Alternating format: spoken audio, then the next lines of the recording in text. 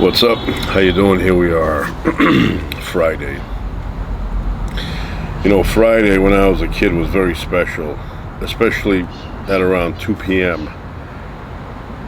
Sense of euphoria would start setting in because you had the weekend to look forward to, and I had a few things to look forward to, one of them being cartoons. Cartoons in the morning made you feel happy, and I'd watch them. But there were other things too. One thing was when my father would say, "We're going to Maine."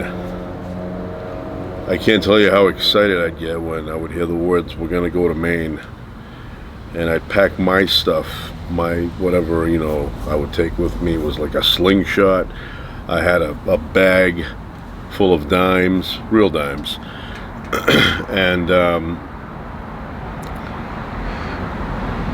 And that was it for me. And so we would get to Maine, get in the station wagon, go to Maine, and the place where we would go and stay, the back area was just miles and miles of forest.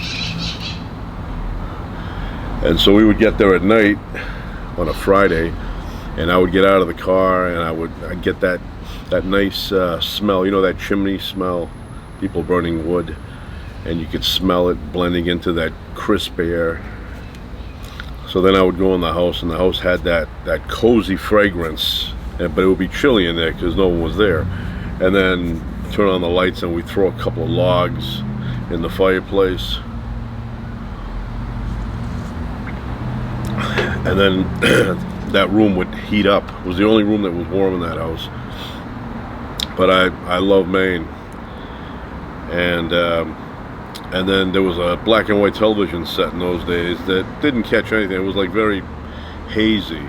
And we didn't watch TV, we played. So the next morning I would get up. I was the first one to get up. Everybody else would still be in bed. I would be up at like 7 a.m., sometimes earlier. And sometimes I'd stack up the logs in the fireplace, and I'd light it, put a little, newspaper in there, and then people would wake up and they'd feel nice and warm. And I would eat breakfast. Sometimes I wouldn't even eat breakfast. It wasn't that important to me, but what was important, exploring the woods. I would take off in the back, and there was a stream, about 200 feet in the forest, and I would explore the stream, check it out. There was a dead tree that was there for who knows how long, decades. And then I would back up, I would pick up speed, and I would jump over the little stream with the bionic noise in my head. And then I would spend hours exploring, and I was little back then. I was doing that like 5 years old and up. And my parents, they would say, he's in the back, he's playing somewhere in the woods. They never said, "Oh, you got to go with somebody older," or "You can't go, you're too young, you have to be 30 to do that." I would just do that. And one sec. What's the matter? Cookies. Open. Okay. I'll be back. All right, I'm back. My daughter is baking cookies in the oven, and I had to take them out.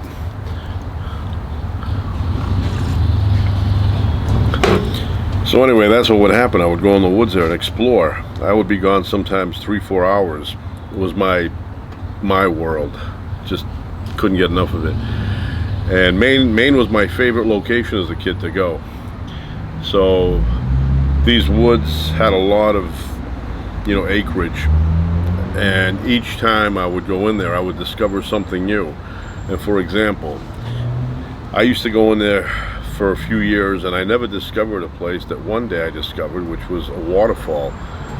So I walked in a different area, and I ended up finding this big rock formation, and I could hear water. And when I went in there, I saw that it was a waterfall, not a big one, probably 12 feet. So I would sit on the rock, little noisy putt-putt. I would sit on the rock and just contemplate, just think of things, and then I would leave there, and there was another area that was all like a swamp area, but it was huge. And then my father, you know, they'd want to go somewhere, so they'd try and find me, or they'd call for me. And one of the ways my father would call for me is that he had a special whistle that he would, you know, make a sound, and I knew it was him. Like in a department store, if I were lost, my father would go like that, and I knew it was him. And then I'd come looking. I was like a dog, you know, looking. Well, when I was in the woods, my father would whistle like that. He'd come in there looking, and I would hear the whistle in the distance, and then I'd say, okay, somebody's looking for me. And then he'd say, oh, come on, we're gonna go to York Beach. So we ended up going down to York Beach, which was another fun place. York Beach was fun because it had skee ball, and I love skee ball. Matter of fact, I wish I had, you know, the real arcade ones, one of them somewhere here in the backyard. I would be playing all day. I am such a fan of skee ball, and back then it was a dime. So I would save all my dimes for a month or so, a couple of months, and I had a little bag and I'd put them in there, and then I'd go to Maine and I would play. The only thing I ever won that was of any significance was a green comb, one of those with a big handle, and that was my hairdo comb. I would comb my hair with that. I don't know whatever happened to that, but it was green, like a fluorescent green. And then another time, this was like, had to be like 1984, around there. So I went to Maine. We ended up going to York Beach, but there was somebody visiting us. And I said, hey, you play skee ball? And he was a lot older than me. He was probably like, you know, 15 years older. So I said, let's go play some skee ball. So he came with me, and we were playing. It was 10 cents. And all of a sudden, the machine broke, in a good way for me. It kept giving me games without putting a dime in. I would pull the thing down, and it would release the ball, and I kept playing and playing. I didn't care about the tickets. I wasn't interested. I don't even care about the prizes. I mean, they're all ridiculous anyway. I just wanted to play. But after like a few games of this, one of the guys that worked there noticed that I wasn't putting in dimes. I should have pretended I was just putting in dimes, but he noticed that I was pulling that thing back without putting money in. So he came over there and he goes, that's out of order. Or maybe it was out of order, they didn't put the sign on. So I said, okay. So then we left, but they had all these old arcade games, you know, really colorful, and Zoltar was in there and all that. So it was a very fun time, Maine. But the beach, cold, cold, cold water. Good water.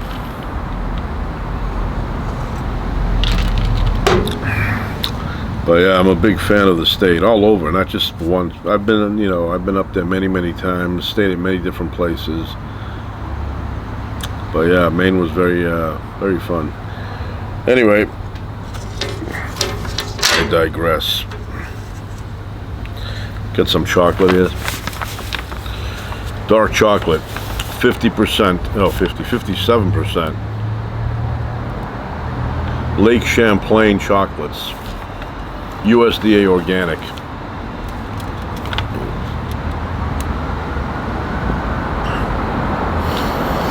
We're gonna try it out.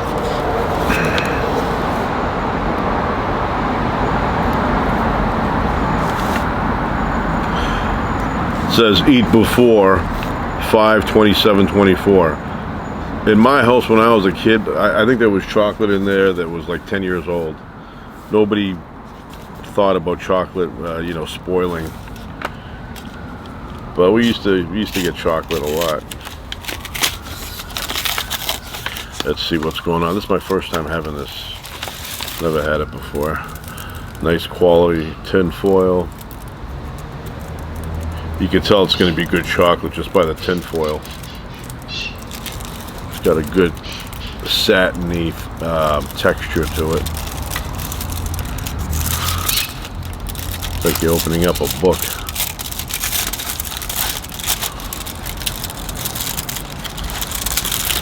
Look at that. All right.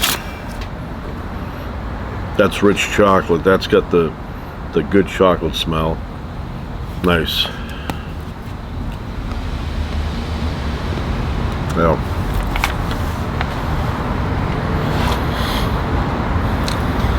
That's good. Good stuff. See, that whole thing to me is one serving. And here, I bet you.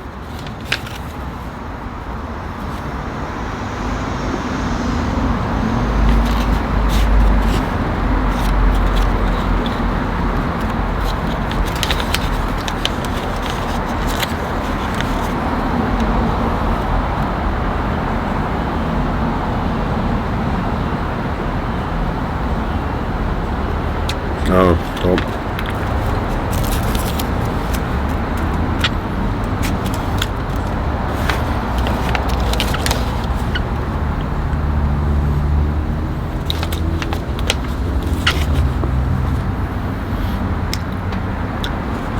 It's very good. So they don't even have it spaced out right.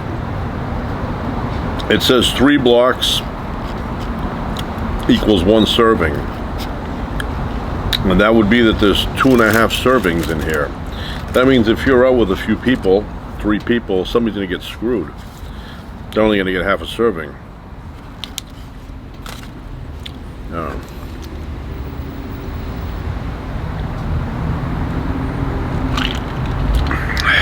Very rich. I love dark chocolate.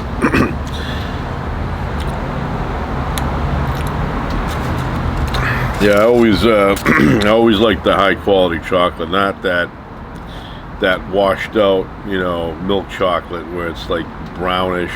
I like it to look like this, nice and dark. That's the authentic chocolate. The other stuff is, from Romper Room.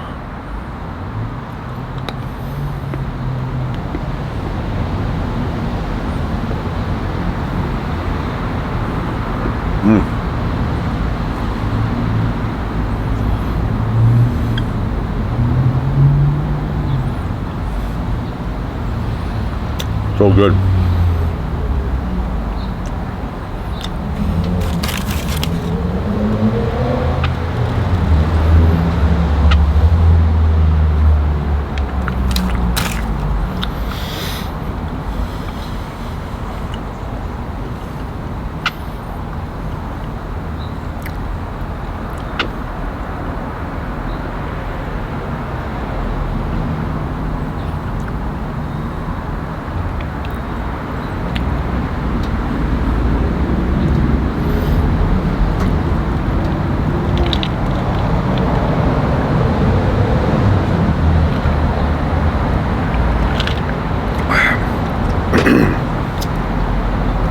I'm also a fan of the clusters. Dark chocolate on the outside, caramel, and I don't know what it is. It could be peanuts. It could be, I don't know if it's almonds, walnuts, things like that. But it's so good. So good. Yeah, I'm a big fan of high quality, Godiva. Go to Vegas sometimes, and I think it's a Bellagio. They have a chocolate place in there. I could probably eat the whole thing if they let me, the whole store.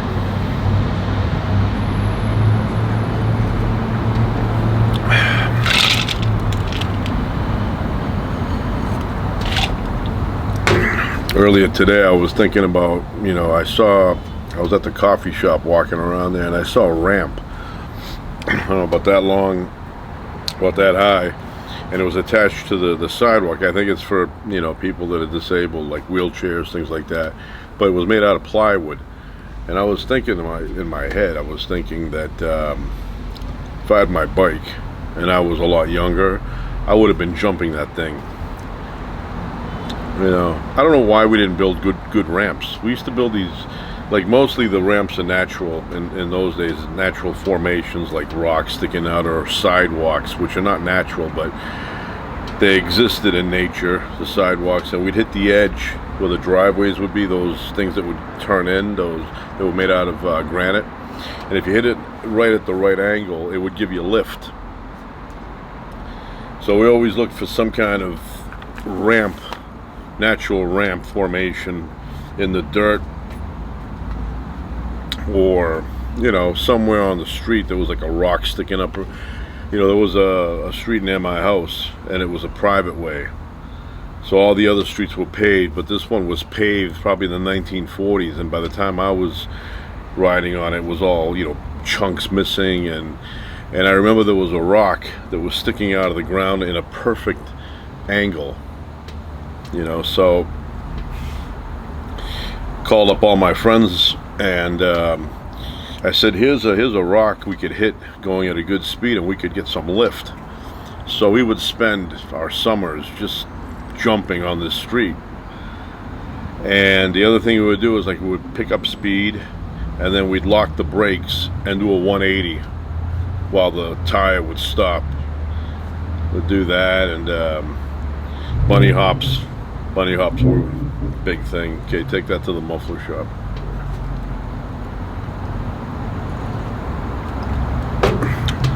I miss jumping the bike, but what happens is you get a little bit older, you're not as agile anymore. Maybe you have to do plyometrics or something, I don't know. But I feel like on the lift, maybe you'll be able to get the bike off the ground, but then the landing, you'll probably wipe out. Not that you didn't wipe out as a kid. I wiped out a few times when I was a kid, but mostly I would land perfectly. I remember one time, it was getting late in the day, and I said, all right, I'll do one more jump. And I picked up speed on this dirt road, and I hit that rock, and I went up high, and when I landed hard. All these guys rushing to go home to their moms. Anyway, I landed hard, and I lost my grip from the handlebars, and I fell forward off the bike, and I landed on my side of my elbow, scraped the skin off. And then I looked around, and I said, all right, let's go home now. And everybody went on their way, and it was getting dark. Went home and got some hydrogen peroxide and cleaned out everything, and then it healed. My mother was visiting a neighbor, I remember, that day. But it was fun, and I wish I could still, jump like that. I haven't tried jumping, but it just doesn't feel like I could do it anymore.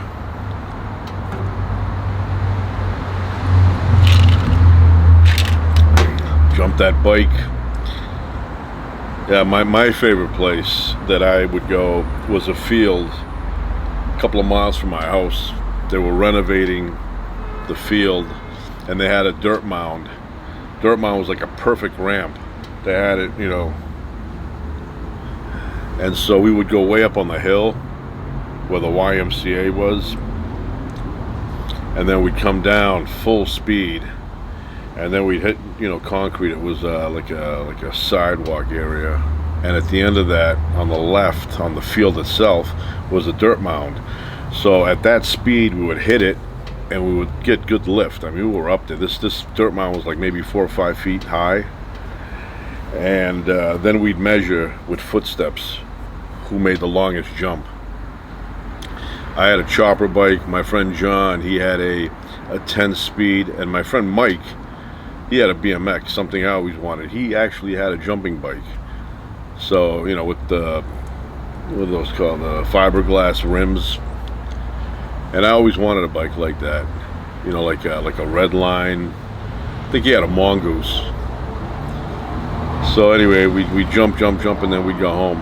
That area I never wiped out there, but other places, where it was narrow and you had to do a jump just right, you'd wipe out.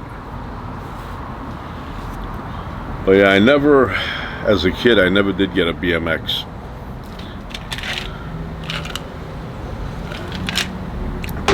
Had this kid that I knew, his name was Tommy, lived, he had like a brother and a sister, and he would say to me, he would talk to me about BMX bikes. He was like an expert back then. He knew all the pedals, he knew the tires, he had these magazines, and he would always show me, you know, oh, this is the best one, this, you know, and I would say, wow, that's expensive. So he ended up getting one, a really nice one, because he was into, I think he went somewhere where he would, as an amateur, jump. But I used to jump my Apollo 5-speed Ross. And you can look that up on the internet and see what they look like. They had the bar, you know, like you would driving a chopper, riding a chopper. Which to me, when I see those guys, you know, those choppers that are up here somewhere, it just looks dangerous. But mine was like here, it was perfect. And I had it slightly towards me. But yeah, I love that bike. To me, it was like a car.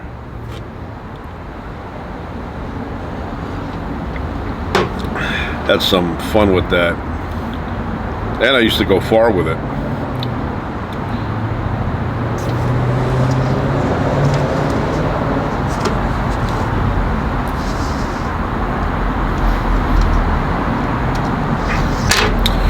I remember my father bought me that for $179.99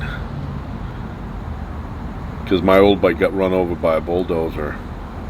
And my father goes, don't worry. He goes, we'll get another one. And when he said that, I thought he meant that night. And I was like, all right, let's go. And he's like, not now. He goes, later. And later came, and I said to him, we're going to get that bike? He's like, yeah, winter's coming now. You know, what are you going to do? Well, I get it now. Get it in the summer, springtime. And that's what happened. I ended up going in the springtime, and I would go to this store throughout the winter, and I spotted it. I go, that's the bike. And every day I would go by, I mean every day, every couple of weeks or so, we would end up in this store, and I would go and check out my bike, my future bike. They probably said, that kid is so attached to that bike, look at him, there he is again. You know, I would go check it out. And finally I ended up getting it. And I've said it before, but what happened was, we went in to get the bike, and my father went to pay for it, and just as we're gonna, you know, make a transaction, the guy says to my father, for an additional, I forget what it was, $10 back then, I forget. He goes, for an additional $10, you could leave it here, and we have people that can put it together. Now, immediately in my head, I knew that was a no-go. I was like, I'm not gonna wait 12 hours. So I said, no, I'm going to take it now. Thought my father was going to put it together. But my father was thinking, this is going to be a pain in the ass. So he says to me, let them do it. They know how to do it. They'll do it right the first time. So I thought about it for about a second. I said, all right, sure. So then we left. I left with my head down. Got in the car. And then I go, how are these 12 hours going to pass now? Because he told us first thing in the morning, said, it'll be ready. Which I don't know if they had a guy overnight working on it.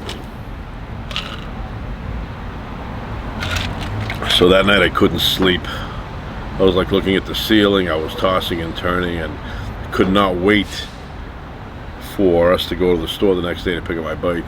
Well, finally at some point I fell asleep, and I got up bright and early, and I told my father, let's go. And he's like, oh, calm down, we'll go. So we ended up going at around 10 o'clock. We get in there, the backside, and the guy says, yeah, it's ready. And when I heard it's ready, it was like somebody said to me, you're going to Maine, and here's 10,000 dimes. Go play skee ball. That's what it felt like, the excitement. And I remember they had a side door, and a guy pulls out with it, and he gave it to me. And then my father, he grabbed it, and he put it on the top rack of the station wagon, and he tied it down. And then we drove home, and he unties it, and I couldn't wait. I mean, I was like, come on, untie it fast. I got on that bike, and I disappeared. I was gone for hours. I just loved it. I mean, kids don't ride bikes anymore. Now, if you see a kid riding a bike, he's got like a couple of helmets on. He's got a thing for a chin. He's got the elbow things. I mean, it's like a whole project. You know, back then I was in my room. I felt like riding my bike. I'd go downstairs, get on my bike. It wasn't even like I would tell my mother, hey, listen, I'm gonna go to that guy's house, I'm gonna then go there. It was none of that. It was just taking off and not showing up until, oh, thank you. My daughter made cookies. chocolate chip. Very good. Very tasty.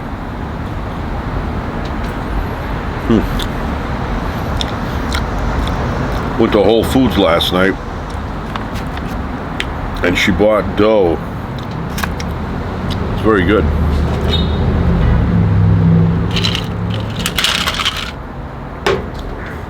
Yeah, anyway, that's what happened, and I can't really explain to anybody today the joy that you would feel from having a bike and having the freedom to ride it. A lot of kids,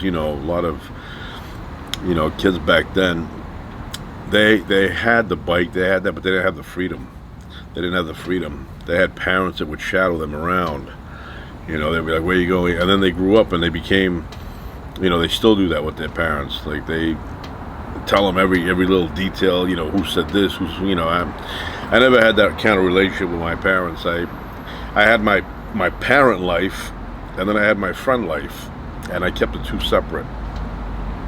I never discussed with my friends family matters, like what went on in the house, or situations or anything like that. I didn't have anything that interesting, but I never blended the two together. And I never discussed in my home what I did with my friends. That was a separate, I never got, to the kitchen table eating, and I would be like, you know what happened, and I never did any of that. I kept the two separate. And it was more fun that way. And I never had an urge, to start explaining what I did with my friends, or tell my friends what happened at home with my parents, or, where we went. I never got involved with that. I saw the two as separate entities.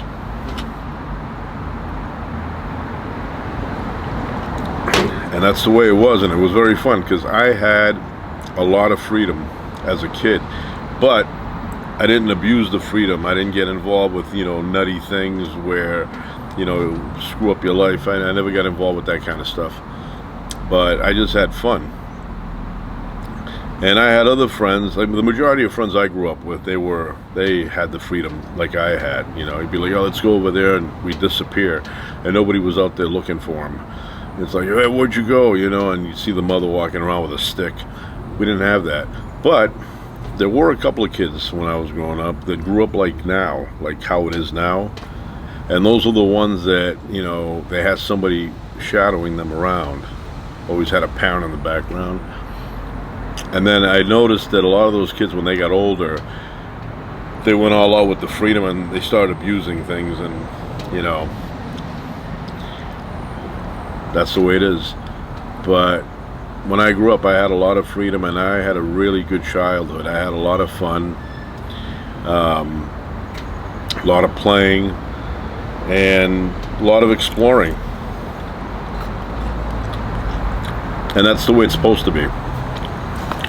It's a good cookie.